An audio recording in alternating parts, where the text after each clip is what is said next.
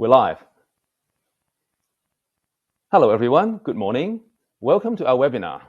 My name is Cardy Chung. I'm the founder and CEO of StreetPricer. Joining me today, we have Wren. Kim is a senior director at SkillVault, who is the leader in warehouse management software for online retailers, and also Maddie Mitchell. At the company level, StreetPricer and SkuVault, we've been working together on and off for about 2 years. Was that right, Kim? So when Kim and I were exploring different ideas about adding value to our seller. So fast forward to about 3 months ago, we launched jointly a partner edition of StreetPricer for SkuVault. So if you are a SkuVault customer, this is very exciting because you get to use StreetPricer for free.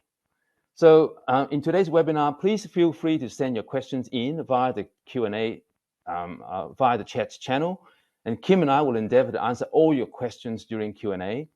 So today's webinar topic is about multi-fulfillment.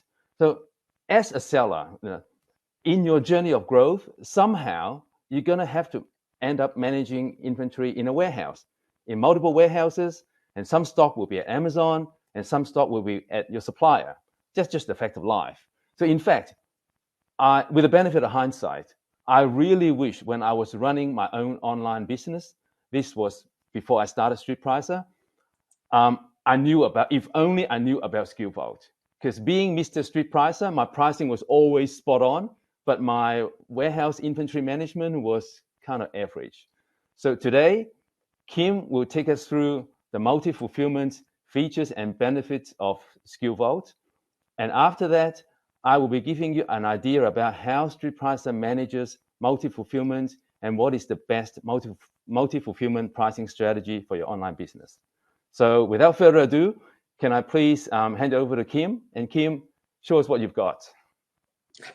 Sure. Thanks, Cardy. Yeah. So hi, everybody. As Cardy said, my name is Wren. I am the Senior Director of Partnerships over at SkuVault. And I'm here to talk to you a little bit about SkuVault and what we can do. So one of the things that we like to talk about at SkuVault is how you can drive revenue through your warehouse, with your warehouse and your inventory, and make money with it. SkuVault is a cloud-based warehouse management system with an IMS built into it.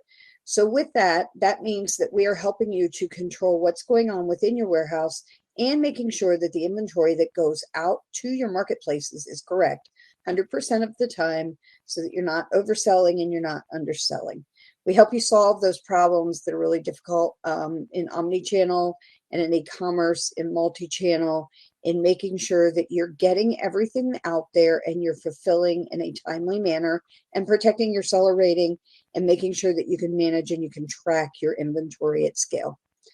So with that said, what does an optimized warehouse do for you? Well, it's a powerful resource and it can help you increase your revenue if you are optimized and if you're organized. You can increase efficiency and you can increase your customer satisfaction. And a couple of the ways that you can do that is we can solve some pain points for you. So if we look at these pain points that we solve, misships and mispacks, this is something that we hear all the time. People ship the wrong product to the wrong customer, or they ship an incorrect size or an incorrect color, and the customer gets the product and they're unhappy. Nobody's happy when they open a package and it's not the right thing. If I get a package and I open it up and it's not what I ordered, it's very disappointing because I've waited, 3 hours for that package to arrive at my door. And now I get my package and it's not what I want. So you want to make sure that you're solving that at the warehouse level. You want to make sure that you're picking the right product every time. And you do this by using a good system and a good process. We also can help you solve out of stocks. And we do that by making sure that A, you're picking the right product, because think about that. If you're picking the wrong product, you're causing an out of stock on the wrong product, and you're causing an overstock or an incorrect stock count on the correct product. So we help you with that, but we also help you by reporting. We help you with that by making sure that the stock quantities are going out correctly. We can help you with your oversells and your undersells. And again, this goes back to making sure that your inventory is correct. You oversell products because you don't have a good system that helps you get your products out to your multi-channels accurately and quickly.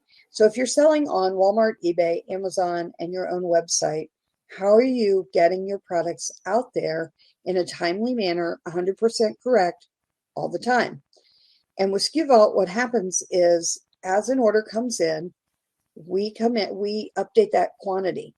But unlike, just a simple inventory management, we do more than that. We also look at what happened in your warehouse. Did you receive product? Did somebody update a count? Did you move something somewhere? What else happened? All of these things that happen within your warehouse, we consider transactions. So we look at all these transactions that affect that one SKU, that one type of inventory piece. And then we update that inventory quantity, and then we send that number back out to the marketplace. And we do this very quickly, just in nanoseconds. So it's going back out very, very quickly. It's not like this is taking a long period of time.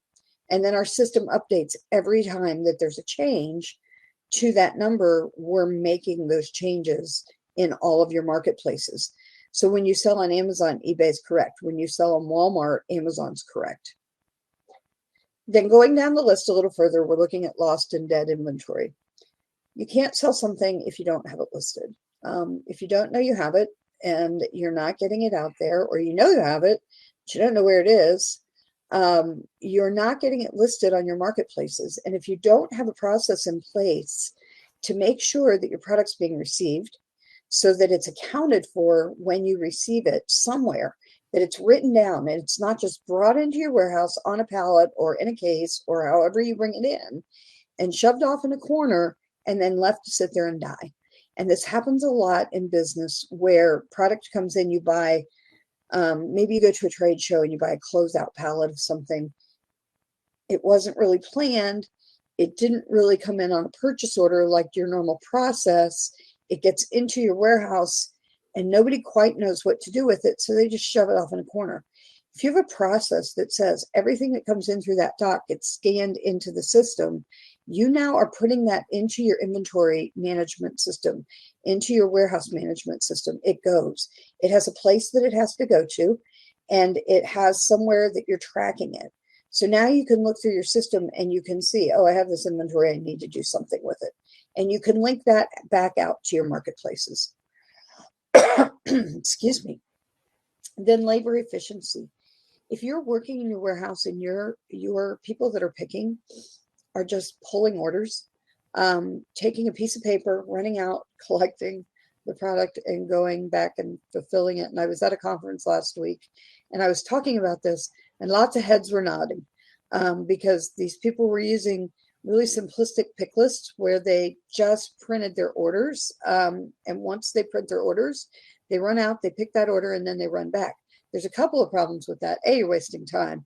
But B, if you have a stack of orders that you're doing that, when I ran a warehouse, one of the things that happened quite often is people would take that stack and they would run into the warehouse with it and they'd pick 2 or 3 items into a basket and then they'd set it down and they'd go back to put away or to ship the items that they picked, and the orders that weren't picked yet, those pieces of paper got set on a shelf somewhere, and now they weren't getting fulfilled because the person that was picking them didn't have a cart, didn't have the proper paper that they needed.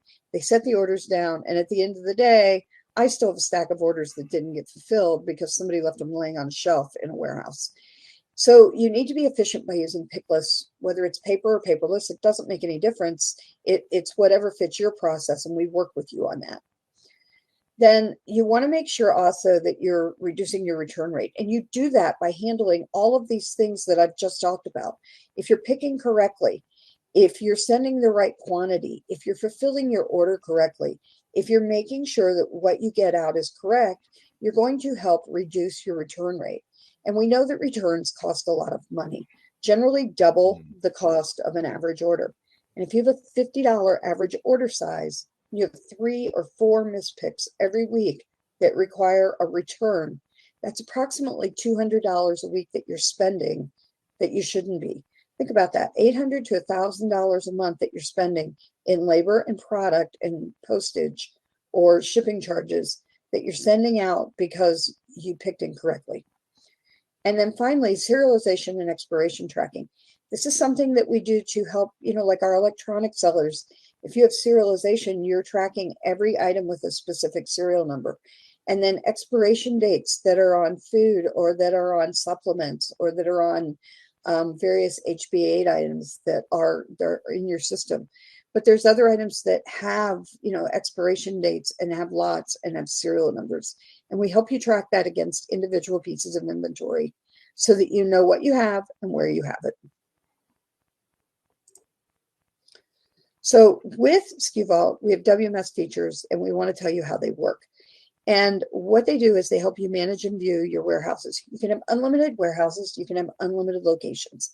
It doesn't make any difference how many of those you have. We help you automate your picking process and your picking routes by using barcode scanning for all of your warehouse functions. So that means you put barcodes on your shelves or on your products or on your bins or on your pick lists and all of the above, and you're scanning to match. So what happens is you scan your pick list. Your system now knows that you should be picking 2 of SKU 1, 2, 3. You pick those 2 and you can move on. You pick 1, the system knows you did not complete that order. And that leads you into your quality control so that you are picking and packing correctly. And this also allows you to transfer between warehouses and locations. With locations, a lot of times it's overstock locations, picking locations, backstock locations, and a lot of different places that you're putting things. Obviously, warehouses are what it says. It's separate buildings, it's separate areas. It's however you treat your warehouse. But these are some of the features that SkuVault has that allows you to manage your warehouse very correctly. And then we get you into the efficiency as well. You can use your labor more efficient because we are helping you track what's going on in your warehouse. So you know who is helping you pick what where. With the barcode scanning, what happens is we know who's picking, we know the routes. Routes get assigned or pick lists get assigned.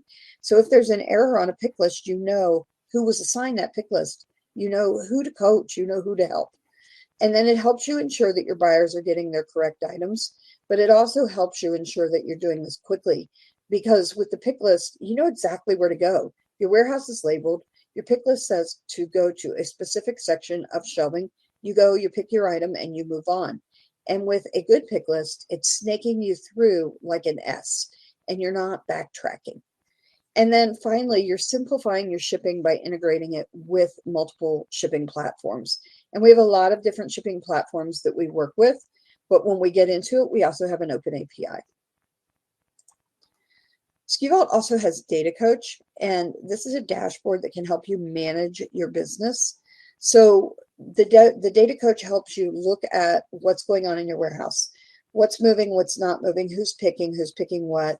Are there orders that have errors? Do you have problems going on? And then look at things like forecasting so that you can make sure that you're forecasting correctly based on seasonality or based on the sales of your products and based on data, not guessing. And then finally, our key summaries or our key feature summary. So I talked about it, but lots in serialization. One of the things that you have to think about is if you're an electronics seller, and you sell an iPhone and somebody gets it and they're like, it doesn't work, I want to send it back. You need to make sure that you're getting the right item back. And with serialization, you do know that because your serial number is attached to what you're sending out. If the product you get back doesn't match in serial number, you know that you didn't get the right item back. But it helps you track, especially if you're selling items like that. It can help you track by date of received and so many other ways that you can use serialization. I wanted to really touch on kitting and bundling right here a little bit because this is a big deal to a lot of people. And kitting and bundling is something that happens quite often. And the way SkuVault handles it with kitting and bundling is you can sell one item in a kit, in a bundle, as a finished product and as a single item from one inventory source. And we take care of what's going on with that inventory correctly for you. So if you sell the kit and it has SKU 1, 2, 3 in it and SKU 2, 3, 4. When you sell that kit, we update both of those SKUs. At the same time, if you sell a single SKU of one of those items, we also update that. We alert your pickers so that they know exactly what to pick, but your customer only sees the kit. So the customer only sees the products that they're buying.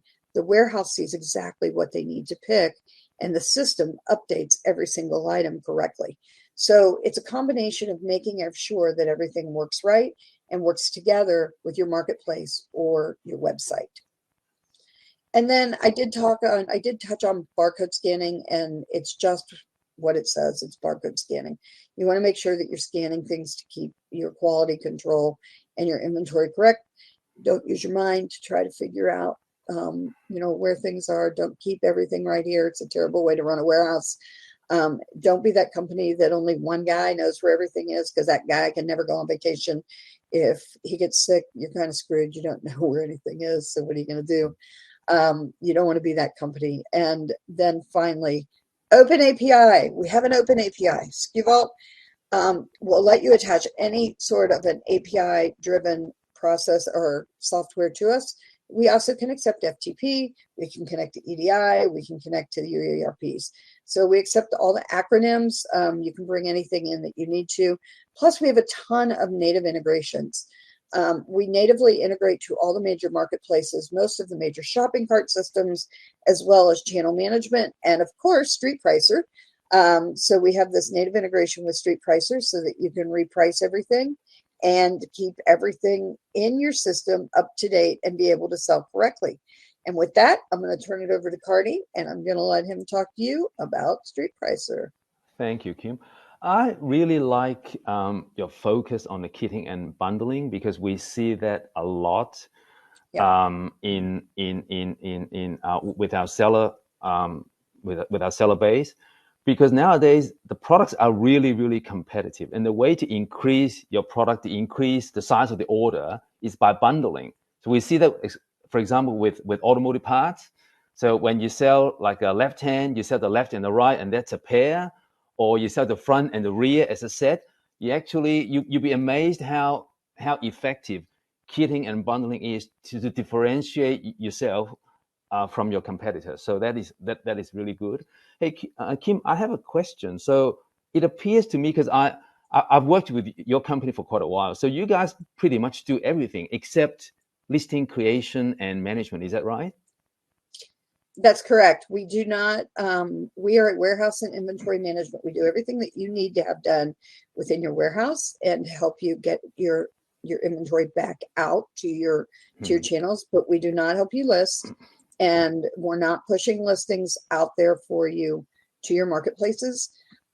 We have product pulls, so we can pull your product in from places, so that it makes it really easy to have everything in SkuVault and match what's going on. But we're not helping you create that and push that back out.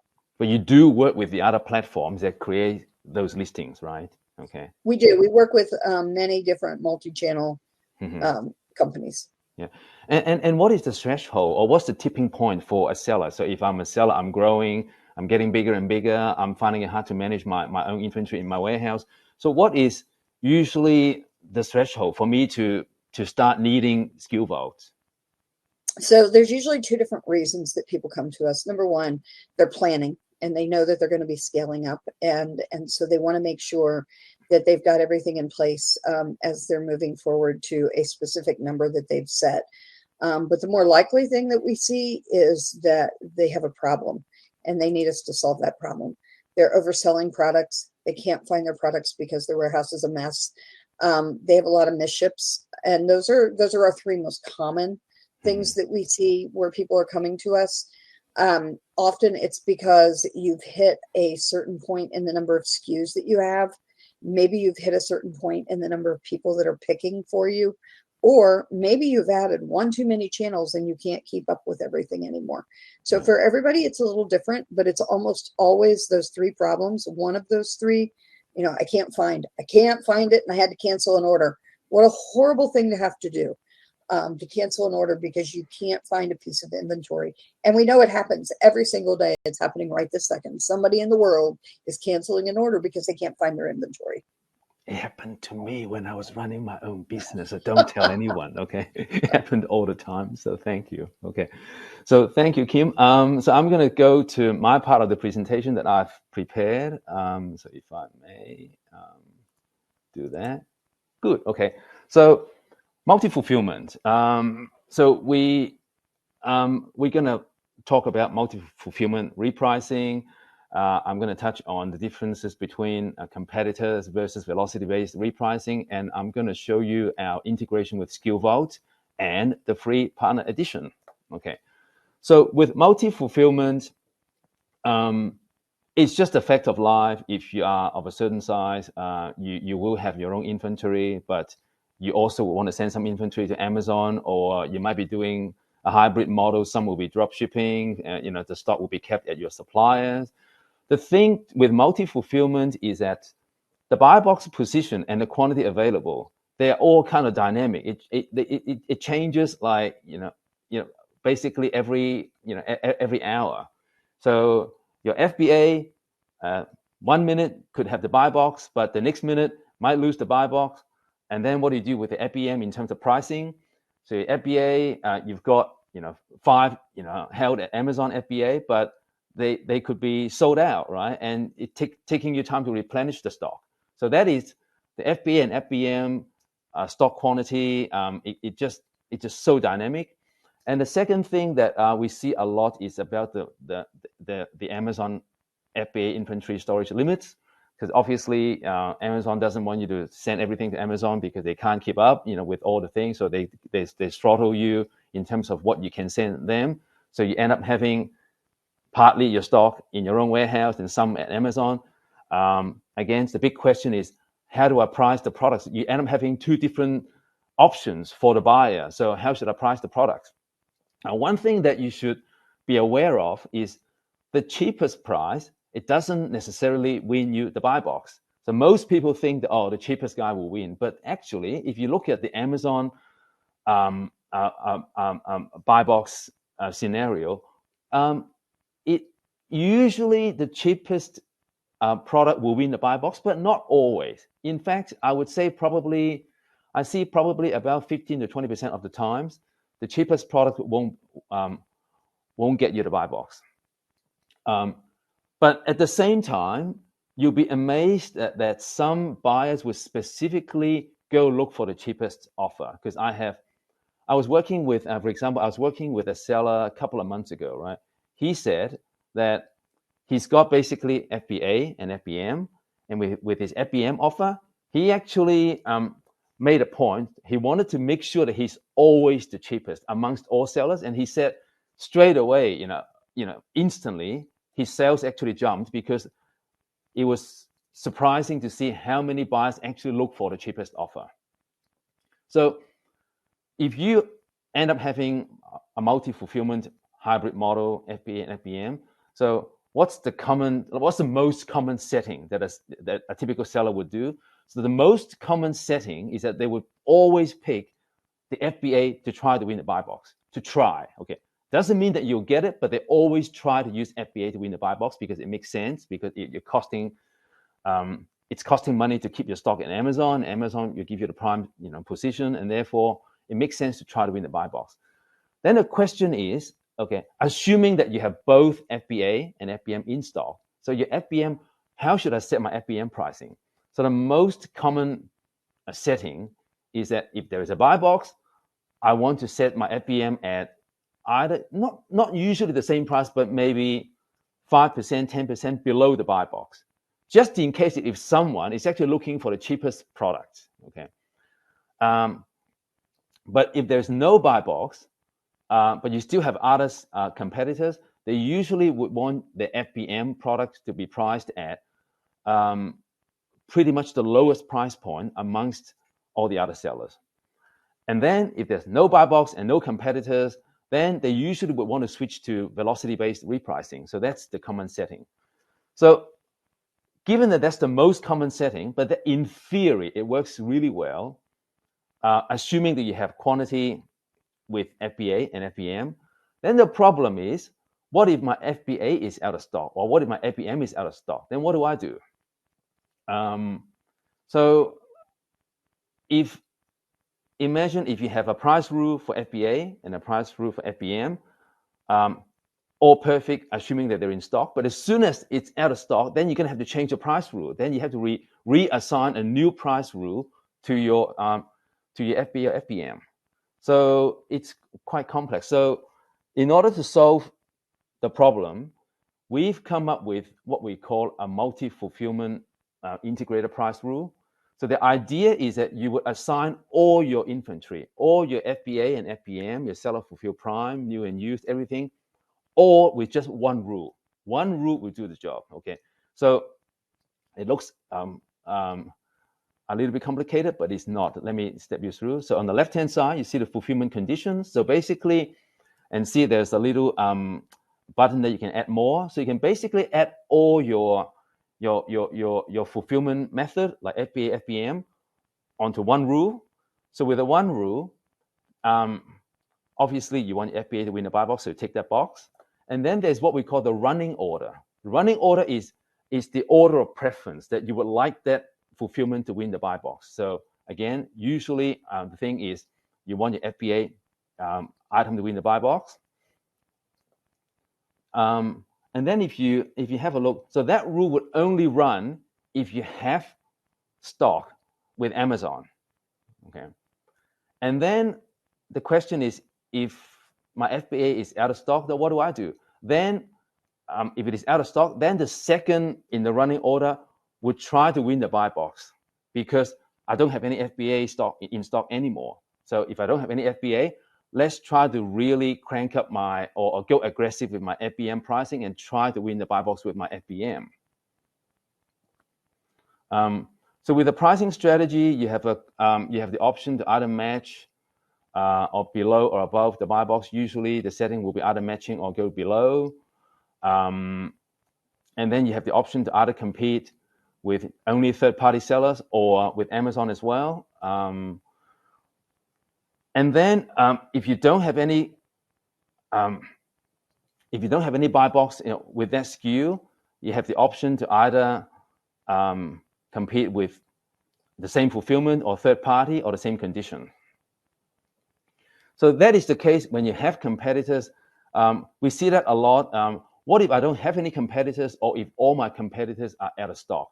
Then you basically have a couple of options. You can choose to either leave the price unchanged. You can switch to velocity-based repricing, which I will cover in a minute, or you can slowly creep up to your max price at either immediately or at a rate. So you can creep up by 1% every 3 days or every 7 days. It's up to you. So with velocity-based repricing, it is quite simple. You don't look at your competitors because there's no point. You only want to focus on your sales velocity. You can look at your sales quantity over a given period of time. So you can say, if I've sold 0 in the last 7 days, it's not moving, I think I better start dropping my pricing a little bit until I gain traction. And once I start selling, in this case, I've set it to, I think, 1 to 5 units. Okay, let's hold it at that price point and leave the price unchanged. But if I'm selling too fast, if I'm selling more than 6 units in that period of time, you may want to increase your pricing, because otherwise you're wasting your profit margin. So we have another feature called dynamic velocity. That is, instead of looking at your sales velocity in that period, let's say the 7 days, we look at the relative sales velocity between 2 consecutive weeks. Because we had a very common question that, like, sellers would ask, okay, I sold 30 units of that item last week. Was that good? So the answer is no, because the previous week you sold 45. So the fact that you sold 30, your velocity is actually decreasing, it's dropping. So in that case, no, you need to actually sharpen your pencil and be more aggressive with your pricing. So competitor-based repricing, it's basically, as the word implies, you look at your competitors. If you have competitors, you usually don't have a choice. You're going to have to either match or go below. I would ask you to be a little bit careful about your pricing strategy. You can certainly match, you can certainly undercut, but if you undercut, there is this action and reaction, right? Because they could be using a repricer as well. So if you try to undercut them, you do try to get into, you do tend to end up having that kind of downward spiral that no one wants. And you'll be amazed how effective it is if you set your pricing to be just 1 cent hovering above your competitor. And that works in many instances that I've seen, okay? So you're putting the pressure on the competitors, but you're not actually picking a fight.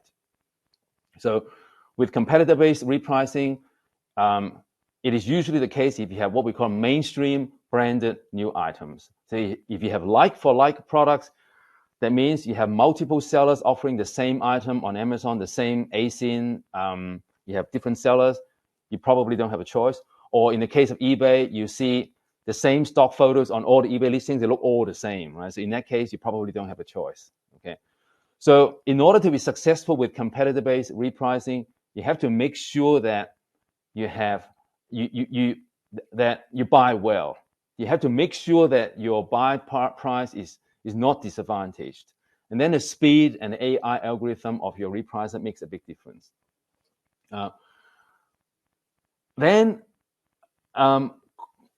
In the case of a private label seller, or if you sell, let's say, some sellers sell used items, right? In which case they don't have any direct competitors, then what do I do? Or simply, I don't care about my competitors. So long as I move 8 units of this every week, I'm happy. So what do? In that case, you will set your sales based on your rate of selling, which is how many units that you moved over a period of time. So with velocity-based repricing, it is actually really easy to set because you don't look at your competitors.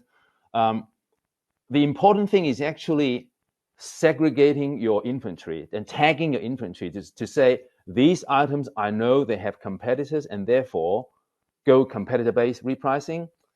These items, they're private label, don't waste time. I don't have any competitors and therefore go velocity, or do the dynamic switching between the two. And that happens a lot with our sellers. So we've built the integration with SkillVault. The idea is that with SkillVault, you most likely would have your cost of goods, you have your map pricing, and we want that to be the single source of truth. So if you have your cost of COG in SkillVault, we don't want you to store that in another place. Otherwise, you're going to have trouble reconciling the data in 2 places. So the idea is that we can pull your cost of goods from SkillVault, and we can apply rule-based min and max prices based on formulas and based on different brands, and that is really versatile. And when you've done your repricing, you can also choose, if you choose to, you can push the new pricing back to SkillVault and update the retail price and the sale price. So we have the free partner edition. If you are a SkillVault customer, that's the main thing. If you are a SkillVault customer, then you would have access to the partner edition. The link is there. I will email everyone who attends this webinar with the link. It is a free forever partner edition. No credit cards are required. It's just absolutely no strings attached. You're most welcome to use it. With Amazon, you can use it with unlimited SKUs. With eBay, it's up to 100,000 SKUs. So some sellers ask us, so nothing is free, so what's the catch? Right? So there's no catch. The only thing is that it is basically the same StreetPricer app with all the features. The only difference is with Amazon, instead of reacting to the pricing instantaneously, you do the repricing 3 times a day. So if you find that 3 times a day is adequate, then there's no need to upgrade. Okay. With eBay, we update your pricing every week. If you're happy with that, then there's no need to upgrade. You can keep using it forever, basically. But only when you feel that you need to update. For example, if you want to update your eBay pricing 3 times a day, or Amazon, within a second or two, then you can consider certainly the upgrade to the premium version. So with that, that's the end of my presentation. So Kim, do you have any questions, Kim? Starting with Kim. I have a couple of questions for you.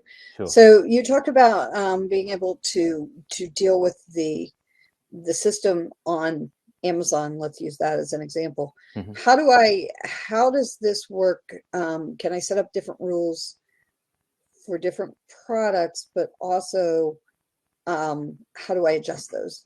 And absolutely. Yeah. So you can set up, so our Amazon module, eBay module, and Walmart module, which will be released in the first week of October, they run all independently, all separately. So you can have different price rules for Amazon, eBay, and Walmart. And then within each marketplace, you can assign as many rules as you like to your inventory, and it's all you can select. Let's say if you set up 4 different rules, right? You can assign a rule number 1 to this brand and rule number 2 to the other brand, and you can do it interactively on the screen. Or probably the quickest way is to download a CSV and then just assign a number in that price rule column and then upload it to us again. There are various ways to do it, but the short answer is yes, you can have absolutely separate price rules for separate products. So you're setting up the rules and then you're assigning the rule correct per item per marketplace. Correct. Awesome. Correct. That makes sense. Okay. Correct. And then how do you help me increase my business? I want more sales. How do you help me get there? So there's 2 parts to the answer, right? So obviously, if you are in a competitive situation, you need to be price competitive, because I see that all the time, right? So I want to buy that product. I have a look at all the sellers. This is $79, $85, $95, $103. What are you thinking, right? It's $79. Why would you price your product at $103? You're just wasting time. You're making the seller who's got the buy box look good, right? So obviously, if it's in a competitive situation, to increase your sales or increase your business, you have to sharpen your pencil. But once you've got the buy box, you have room to move, right? Once you've got the buy box, we have the thing called the buy box, the profit optimizer. So we would continually try to nudge your price up a little bit. So I've got the buy box now, $79. Can I go $79.50? Can I go $81? Can I go $82? While maintaining the buy box. So that is our profit optimizer. So that is if you have a competitive product. So the other part of the answer is if you don't have direct competitors, use sales velocity, because it's very easy to set up. You have a min and a max, and you basically let the market tell you, okay, what your product should be priced at. So let's say if I have imported 1,000, cordless drills, power drills, right?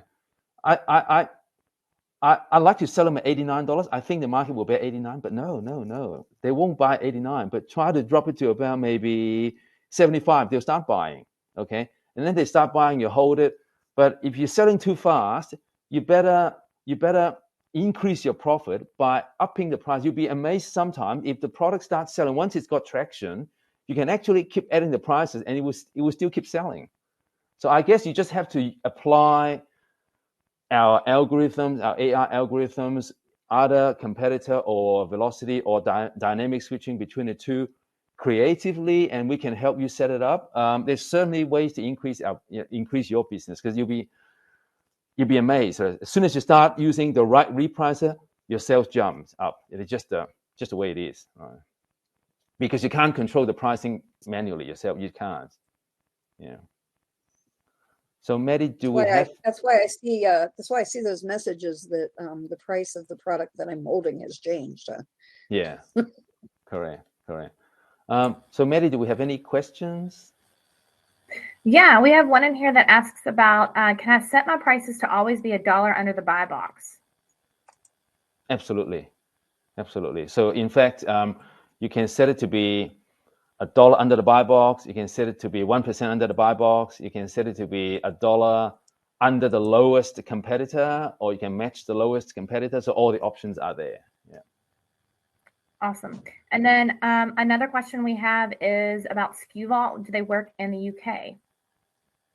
Kim? Yes, we are worldwide. We will work anywhere that you are. Okay. So what are the countries that you operate in? We can operate anywhere. We have clients all over the world currently. Our hotspots are obviously the United States, North America, the United States, Canada. But we also are very big in the UK and Australia, various parts of Europe and Asia. Yes. Okay. See, I really wish I knew about your software back then, but it's too late now. Doesn't matter. Yeah, we actually have some really good partners over in Australia. So we have quite a bit of business in your part of the world. That's good. Any more questions, Maddie? Yeah, we have one that came in. It says, how do you handle map pricing and profit retention? Do you have any specific capabilities to deal with map pricing? Yes, we do. Okay, so with the connector that we've built, the native integration with SkillVault, so if you have map pricing in SkillVault, stored in SkillVault, we can bring that in. And then you can selectively say, you can either accept all the map pricing as they are, or you can selectively say, I only want to apply map pricing to those, to any brands that you define. So for example, you can say brand A, brand C, brand F or something. Whenever you see a list of those brands, apply the map pricing. If you don't want to apply the map pricing, you can also calculate your min and max based on the COG, based on a formula. So there are very flexible various ways. But the thing is, with the native connector with SkillVault, the synchronization runs every 24 hours. So you don't have to do anything. It's all automated. And we have rollback provisions as well. So quite often we have sellers say, oops, I incorrectly set the formula there and my pricing was all wrong. Can you do a rollback? The answer is yes, we can. So with the native integration with SkillVault. Yeah. Awesome. So any further questions about, was there a question about negative quantity, negative inventory? We handled that one. I responded to him. Sure. Okay. But we can handle inventory changes, quantities, and we use a buffer system that's built into SkuVault so that we can help you constantly sell. So you could set your quantity to always be 10, and we will not look at what your inventory is. We will just always tell the world that you have 10. And so you better have a way to get it. Yeah. Kim, I have a question. It was actually on behalf of one of our customers, because I was speaking to one of our customers the other day, and he said he looked at SkillVault. He asked me to ask you guys, is it easy to implement, and do you offer free onboarding and free training? So is it easy to implement? Well, your implementation is really based on what your data looks like. But we have data specialists who help with that. And that is your first stop once you sign with us. We make sure that your data is in order and we help you get it loaded. And then from there, it's pretty simple to get everything hooked up. And we have an entire team of people that'll help you get onboarded and trained. And as far as if it's free, we do offer free options. And we have a special for anybody watching this webinar. We will be happy to provide you with training at no cost. Okay. And finally, one last question from me. So drop shipping is effective live. It's quite popular. A lot of sellers, they blend in the listings with their own stock and drop shipping as well. So if I have a hybrid model, keeping my own stock and drop shipping, would SkillVault work in that situation? So we talked about this a little bit, and ironically, we've had a lot of conversations around it in the last few months. SkuVault works very well with the inventory that's within your warehouse, and we can help you to push out inventory quantities that you have available through your drop shipper. But what we don't do is to help you get those orders over to your drop shipper, and we rely on partners for that. So we have a couple of different partners, and that would be FlexPoint or Spark Shipping, who help us with that. And these two companies help us to get those orders automated over to your drop shippers so that those orders just flow seamlessly through your system. And then they have native integrations to SkuVault. So then what happens is your orders come in and everything still flows very seamlessly through SkuVault, just as it's supposed to. So it's not creating huge manual processes, and it's keeping your inventory straight continuously. Okay, that's good. Okay. Well, thank you so much. I think we had one last question that came in really quickly for you, Cardy. Sure. It says, does StreetPricer handle Amazon, Walmart, and eBay?